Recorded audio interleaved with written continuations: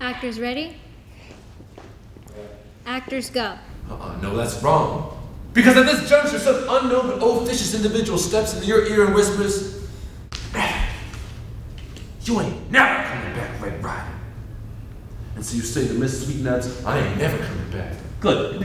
Can you try the first ever It's been quite challenging in terms of just devotion and commitment, and also just serving as the sort of source of energy for the play.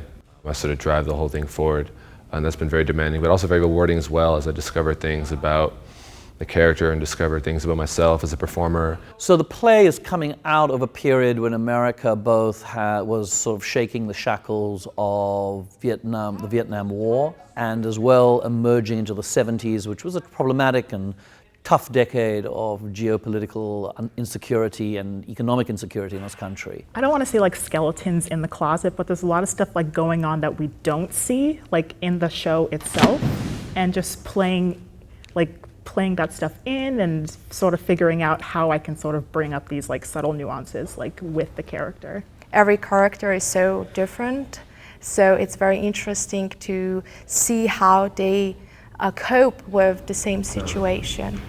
Nobody ever is.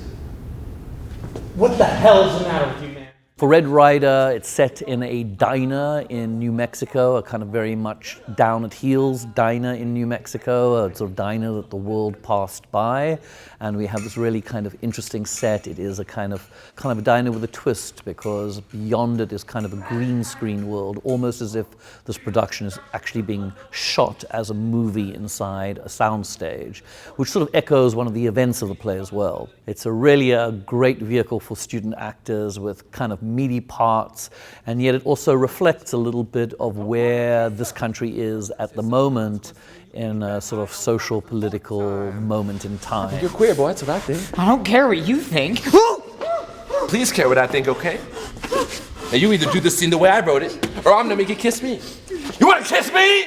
One thing I didn't realize until I got into the productions is how many people are involved. There's a whole lot of like stage managers and set designers that you don't really know about if you just go and see it. This show has blood, which is always fun and is always a challenge to practice making that happen.